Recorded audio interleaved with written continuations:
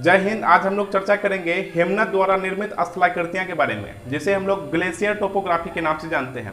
जानेंगे कि किस प्रकार से पर्वतें पहाड़ से जब ग्लेशियर निकलती हैं तो किस प्रकार से वे अलग अलग भागों में बढ़ जाती हैं, जिसे हम लोग विभिन्न नामों के नाम से जानते हैं। ठीक है, तो बने रहे हमारे इस वीडियो में। चलिए शुरू करते हैं। हेमनद द्वारा निर्मित स्थलाकृतियां, जिसे हम लोग ग्लेशियर टोपोग्राफी के नाम से जानते हैं।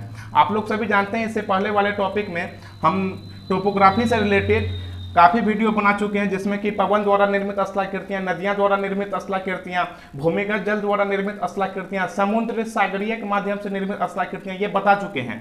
और ये हैं हेमनद द्वारा निर्मित स्थलाकृतियां। ठीक है, ये टोपोग्राफी हैं जो कि भूगोल का ही भाग है। और हमने जो जियोलॉजी पार्ट होते हैं, यानी जैसे हम लोग भूगर्भ विज्ञान कहते हैं, वे पढ़ा चुके हैं। ठीक है, तो बने रहे हमारे इस वीडियो में। हेमनद द्वारा निर्मित स्थलाकृतियां में क्या होती है, मुख्य बातें, इसे हम लोग गौर करते हैं। ठीक है, जैसे कि ये सपोज पर्वत है।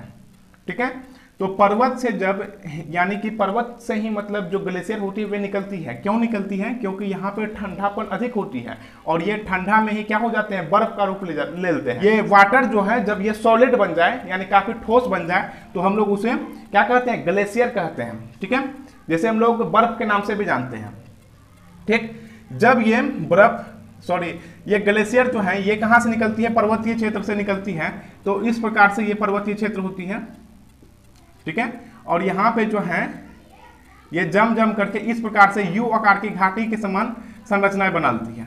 ठीक है, इस प्रकार से यू आकार की घाटी के समान क्या बनाती है, संरचनाएं बनाती है, जिसे हम लोग यू शेप वैली कहते हैं, यानी यू आकार की घाटी।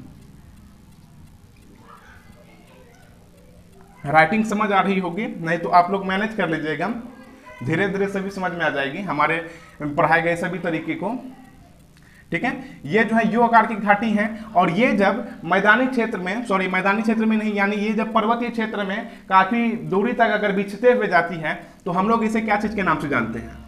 ठीक है, यानी ये जब इस प्रकार से बिछी हुई रहती है, यानी एक चादर के समान पहाड़ी क्षेत्र में, पर्वतीय क्षेत्र में ओढ़ी हुई रहती है इस प्रकार से। जैसे ये पर्वत है, ठीक है, और पर्वत से तो यू आकार की घाटी बना ली। ठीक, और उस प्रकार से जब ये ओढ़ी हुई रहती है चादर के समान, जो बर्फ है, जो ग्लेशियर है, ठीक है, तो हम लोग उसे क्या कहते हैं, इसी को हम लोग हेमोड कहते हैं।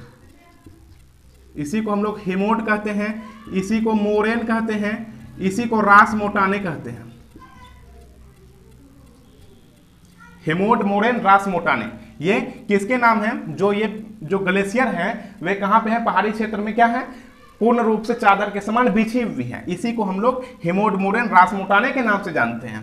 ठीक है, इसके बाद क्या होती है, जब ये जो ग्लेशियर है, जब ये नदियों में गिरने वाली होती है, यानी मैदानी क्षेत्र से आकर के नदियों में गिरने वाली होती है, ये नदियां हैं, ये जब गिरने वाली होती है तो इस प्रकार से गिरती है, यानी छोटे छोटे ग्लेशियर इस प्रकार से गिरती है। लेकिन पानी का जो बहाव होता है, जिसके कारण इसका जो नीचे वाले तल हैं इस प्रकार से ये काट करके इसे ऐसे उल्टा नाद के भांति बना देता है। ठीक है, जिसे हम लोग ड्रमलीन कहते हैं। क्या कहते हैं? इसे ड्रमलीन के नाम से जानते हैं। ठीक है, और पानी जो है बार बार इसे तोड़ती है, जिसके फलस्वरूप क्या होता है, इसके भी काफी टुकड़े हो जाते हैं। इस प्रकार से काफी ये टुकड़े में बिछड़ जाते हैं।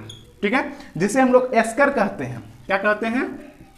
एस्कर के नाम से जानते हैं। ठीक है, ड्रमलीन के बाद क्या चीज का निर्माण हो जाता है, एस्कर का निर्माण हो जाता है।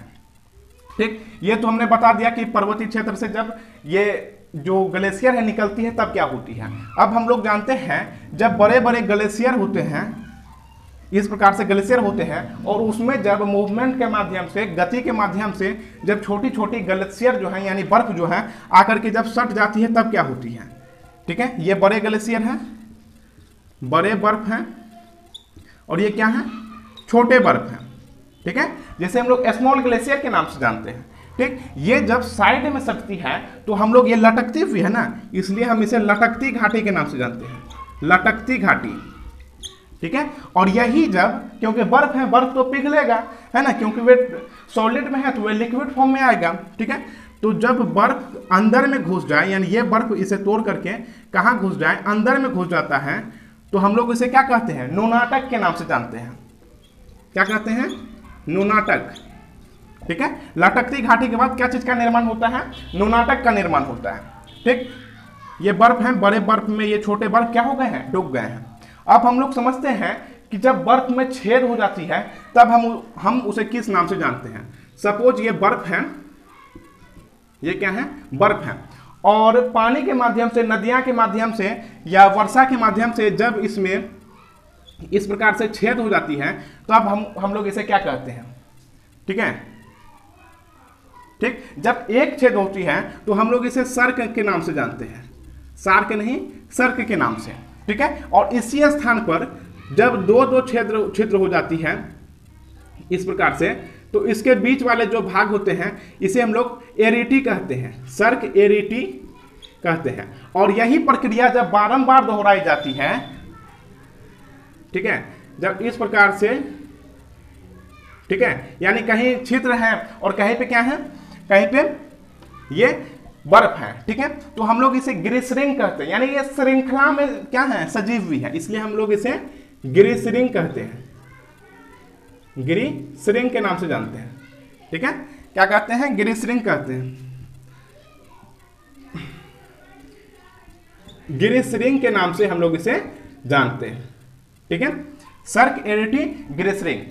ठीक है, और हम लोग जब इसमें बर्फ में बड़े से छेद हो जाते हैं जिसके माध्यम से हम लोग आर पार देख सकते हैं, यानी ये इसके माध्यम से मतलब यानी किसी भी चीज का आर पार हम लोग जब देख सकते हैं, है ना, जब इसमें पूर्ण रूप से काफी बड़ी छिद्र हो जाती है तो हम लोग इसे कॉल कहते हैं।